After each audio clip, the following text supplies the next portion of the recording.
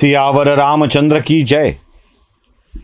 भगवान इंद्रांना रामचंद्रांनी विनंती केली की सगळ्या वानरसेनेला व्यवस्थित करा, जिवंत करा आणि ते त्यांच्या परिवाराकडे जाऊ शकतील असं काहीतरी बघा. इंद्राणीही रामचंद्रांची ही विनंती आदेश म्हणून शिरसावंद्य मानली आणि सर्व वानरसेनेला जिवंत केलं. आता सगळीकडे आनंदी आनंद, कुणीच गेलेलं नाही, कुणीच जखमी नाही, अवयव तुटलेले नाहीत. सगळ्या आनंदामध्ये विभीषण रामचंद्रांना म्हणतोय, प्रभू, मी तुमच्याकडे आल्यापासून मी तुमच्याच शरणागत म्हणून राहिलो. तुम्हीच मला सांभाळलं, तुम्हीच मला लंकेचं राज्य सुद्धा दिलं. आता माझी विनंती आहे, तुम्ही सगळे वानर सैनिक, महाराज सुग्रीव, हनुमंत यांनी लंकेचा पाहुणचार घ्यावा. इथे राहा, मला सेवा करण्याची संधी द्या, मी तुमची सेवा करीन, धन्य होईन. रामचंद्र विभीषणाला म्हणतायत, मित्रा, तुझं खरं आहे, अगदी खरं आहे, पण मला गेलं पाहिजे रे. प्रभू, असं का? 14 वर्ष झाली बाहेर आहे, 14 वर्ष झाली, आणि या काळात मला माझ्या अयोध्येची आठवण येते आहे. वडील गेलेत, माझ्या तिन्ही आई एकट्या आहेत, त्यांना भेटावं वाटतंय. माझा भरत, लहान भाऊ शत्रुघ्न माझ्या भेटीसाठी वनवासात आले होते. त्यांना मला बोलावं वाटतंय, त्यांना मला भेटावं वाटतंय. मला जाऊ द्या ना. विभीषण आग्रह करतोय, पण रामचंद्र ऐकायला तयार नाहीत. ते म्हणतायत, नाही, मला माझ्या अयोध्येत गेलं पाहिजे, कारण अयोध्येच्या भूमीला मी वंदन करून येतो, सांगितलं होतं की 14 वर्षांनी परत येईन. ती भूमी माझी वाट पाहते, सगळे अयोध्यावासी माझी वाट पाहत आहेत. शृंगवेरपूरच्या सीमेवर त्या अयोध्यावासियांना अंधारातच एकटं सोडून निघून आलो होतो. तेव्हा काय हाहाकार माजला असेल याची कल्पना मला आहे. तो प्रत्येक जण अयोध्येतला माणूस माझी वाट बघतोय. आणि खरंही तसंच होतं. इकडे अयोध्यानं स्मशानवत झालेली होती. राम निघून गेल्यावर अवस्था काय असते ना आपल्या कुडीतला. मी स्मशानवत हा शब्द मुद्दाम वापरतोय, अनेकांना वाटू शकतं की काय कुलकर्णी काय बोलताय. स्मशानवत झालेली होती अयोध्या. निष्प्राण देह जसा असतो तशी अयोध्या होती. सगळा लौकिक, सगळं तेज अयोध्येतून निघून गेलं होतं. राम निघून गेला होता. आपल्या कुडीतून प्राण म्हणजे आपल्यातला राम निघून गेल्यावर या देहाची अवस्था काय होईल तशी अवस्था होती अयोध्येची. कारण जो राजा होता तो देवाघरी गेला, ज्याला राजा करायचं होतं तो वनवासात गेला, तो नाही म्हणून ज्याला करायचं होतं तो वनवासासारखा अयोध्येच्या बाहेर राहू लागला. राजाच नाही की हो, कोणीतरी राज्य चालवतंय आणि निसर्गचक्र पुढे सरकतंय म्हणून ते राज्य चालू आहे. त्या अयोध्येत प्राण बनण्यासाठी जावं लागणार होतं रामचंद्रांना. ते म्हणाले, विभीषणा, माझी एक सूचना आहे. काय? रावणानं कुबेराचं विमान आणलंय. ते म्हणाले, मग? ते पुष्पक विमान आहे आणि ते एवढं मोठं आहे की सगळ्यांना घेऊन जाऊ शकतं. बर, मग माझ्यासाठी ते पुष्पक विमान दे. त्या पुष्पक विमानानेच मी अयोध्येला जाईन म्हणतो.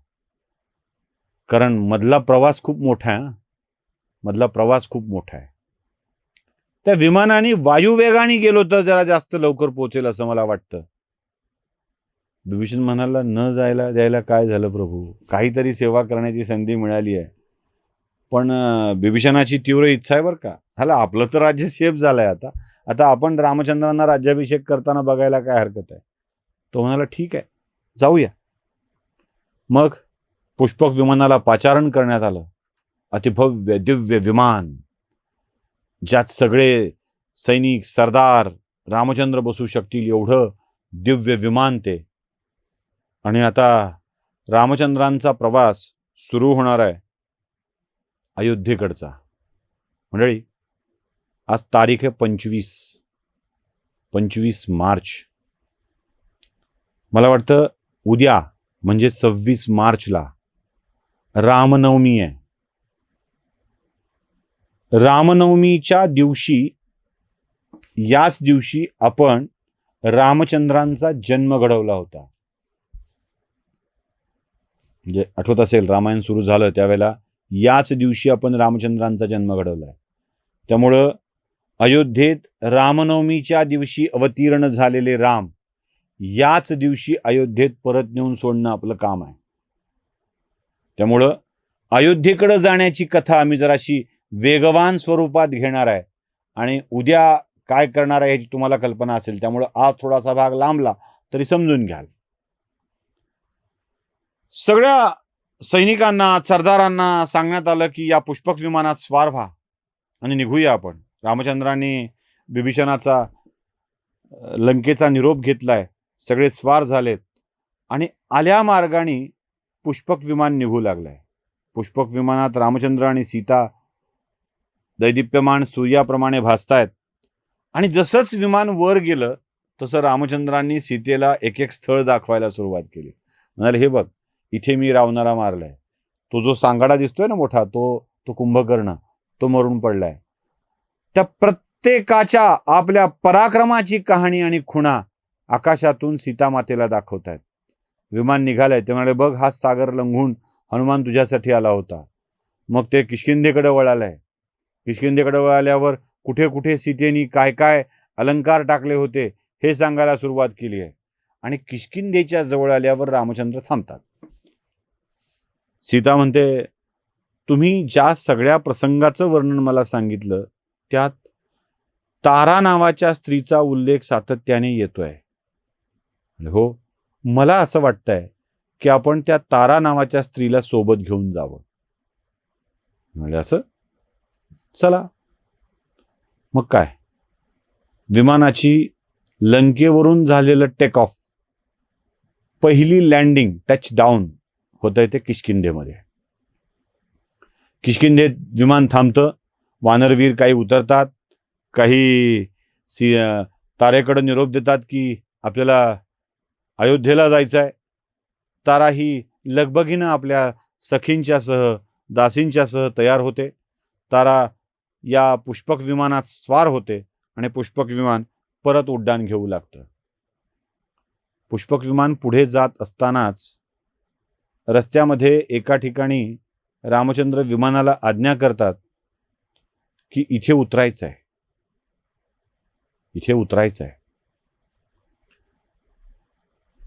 विमान तिथे उतरतं. ते काय असतं ठाऊक आहे? तो आहे भरद्वाज ऋषींचा आश्रम. या आश्रमामध्ये पहिल्यांदा विमान उतरतं. रामचंद्र भरद्वाज मुनींच्या भेटीला जातात. भरद्वाज मुनीही त्यांचं स्वागत करतात. वनवासाची सुरुवात इथून झाली होती, म्हणजे मार्गदर्शन घेऊन. मग भरद्वाज मुनी जेव्हा बसलेले असतात तेव्हा रामचंद्र विचारतात, मुनीवर, मला सांगा, अयोध्या कशी आहे? मंदच स्मित करत भरद्वाज मुनी म्हणतात, रामा, तुझा पराक्रम मी माझ्या साधनेने, तपश्चर्येने बघत होतो, आनंद वाटत होता. आणि अयोध्येकडं नेहमीच माझा एक शिष्य आहे प्रवृत्ती नावाचा. तो अयोध्येच्या दिशेने नेहमी जात असतो आणि त्याच्याकडून अयोध्येची सगळी कहाणी मला कळत असते. असं काय अयोध्येमध्ये? भरत तुझ्या नावाने राज्यकारभार चालवतोय आणि अयोध्या आता सुस्थितीत आहे. अयोध्येत सगळे व्यवस्थित आहे.